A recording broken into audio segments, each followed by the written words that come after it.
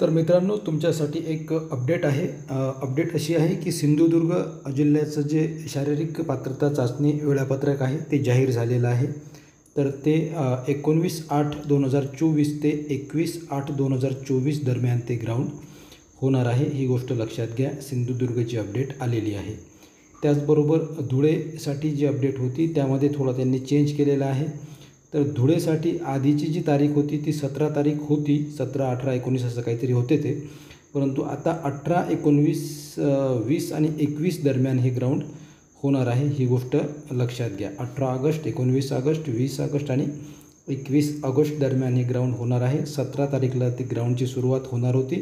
तर 17 तारीख त्यांनी बाद केलेली आहे. ही गोष्ट लक्षात घ्या. तसे तुम्ही तुमचे जे मेल आहेत ते सुद्धा चेक करत राहा. त्यावर सुद्धा तुम्हाला कन्फर्म तुम्ही होऊ शकता. ओके.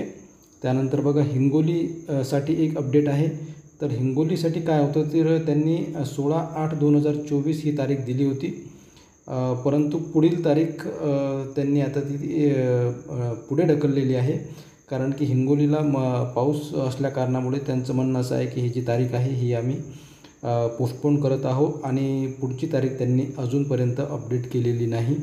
जशी अपडेट होईल तशी तुम्हालासुद्धा एक मेल मिळेल आणि आपल्या चॅनलवरून सुद्धा तुम्हाला एक अपडेट शक्य झाले तर लवकरात लवकर मिळेल. ओके. त्यानंतर नवीन अपडेट आहे पुणे जिल्ह्यासंदर्भात.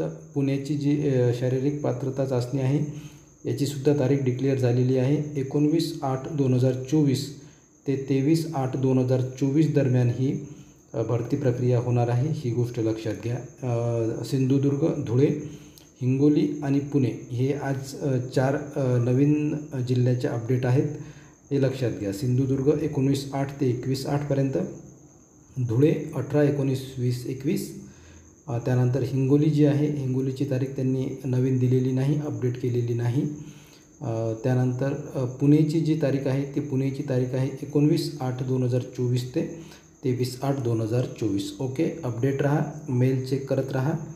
तुम्हाला हे जे सध्याची जी परिस्थिती आहे हे जे तारखाचा जो मागे पुढे होत आहे हे सुद्धा तुम्हाला तुमच्या मेलवर सुद्धा ते कळू शकते. ही गोष्ट लक्षात घ्या. ओके.